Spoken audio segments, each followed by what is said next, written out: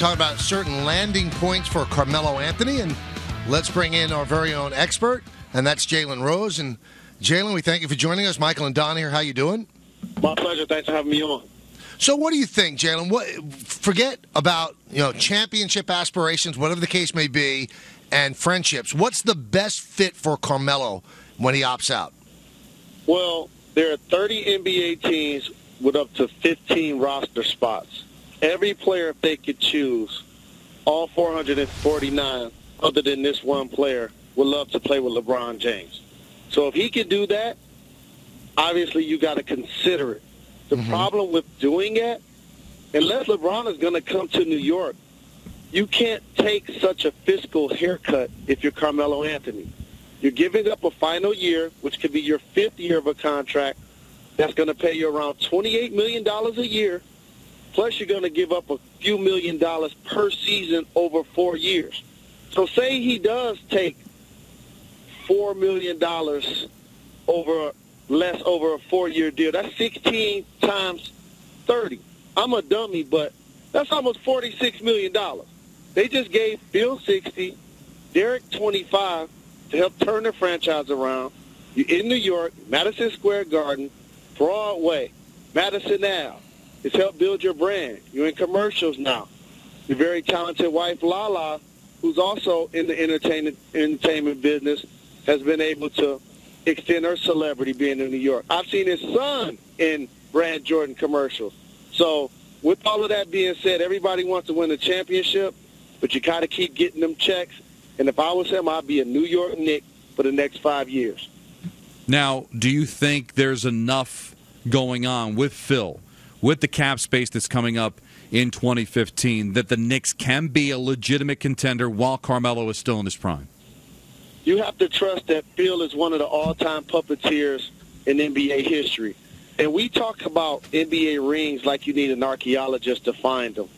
The guys that have over 3 championship rings in this league, if you want to thank players or coaches, however, you can't thank Red Auerbach with the Celtics, Phil Jackson, Greg Popovich, and Pat Riley. For players, you could thank Bill Russell, Magic and Kareem, Michael Jordan, Shaq and Kobe, Tim Duncan, and Dwayne Wade, LeBron James trying to get into that class. That's where the rings are, the multiple rings. So with that being said, you got to hope that Phil is going to do what it takes to help turn around the Knicks. Jalen, let's talk about the Chicago option for him, because that looks like a sexy one, especially if Rose is healthy. Do you think he fits there in terms of playing?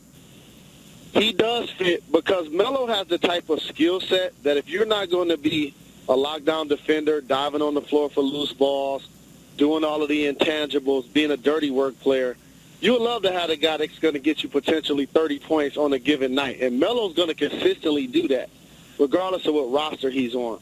So with that being said, if you do leave the Knicks and you can't play with LeBron and you are willing to take the financial haircut that I described, not over years but necessarily not getting the 5th year, you have to consider Chicago, but also you have to consider Rose's future health. He's missed basically the majority of the last couple of seasons. He's a younger player than Carmelo at doing that. They're going to have to give up a couple of players in order to possibly add him. You don't want to deplete the team going to Chicago, like basically what happened with depleting the Knicks coming from Denver. And also, how much are you trying to be a mercenary? There's something to be said for a great player who's left his original situation, Darren Williams, who hasn't shown to be a max caliber player, Chris Paul, who's still looking to get to the NBA Finals with the Clippers, and Dwight Howard, who left Orlando, went to L.A., now in Houston. So if you are Carmelo Anthony, you left Denver, you're in New York, you asked for your situation, I think you got to find a way to try to make it work with all things equal. What about Houston? He would not necessarily be a mercenary. That team hasn't won since 1995. He could be the star of the team. Can Houston make it happen, and is that attractive to him? No state taxes, and we all love that, especially if you can live in Nevada, you can live in Florida, and you can live in Texas. So the dollars won't be as much of a loss for Melo. And obviously each player wants to win the championship, so I know winning at all costs is something that he's thinking about at this point of his career, where his fellow draftees, LeBron James has gone on to win 4 MVPs and 2 championships, Dwayne Wade 3 championships, and Bosh, who probably isn't a franchise-changing player at this point of his career or is not going to go down as a decade-defining player because of his accomplishments and being a perennial all-star, he's going to be in the Hall of Fame. So if you Melo, how do you get on the same plateau as those guys, winning at all costs? So you're considering Houston, you're considering Chicago, you're considering playing with LeBron, but you still, to me, have to figure that Phil Jackson's going to do what it takes to help turn around your situation starting 2015-16. Jalen Rose is our guest here on the Michael Kay Show. Do you think that Melo and Harden could play nice together? I think they could because James Harden is a ball handler. He's a creator. He's a clutch player. And he's a willing passer, and he also can finish at the hoop. So I think because he's a three-shooter as well, he'll provide spacing and ball entry, dribble handoffs with Melo, 2-3 pick-and-roll situations with Melo. I think that would work offensively. But there's two ends of the floor.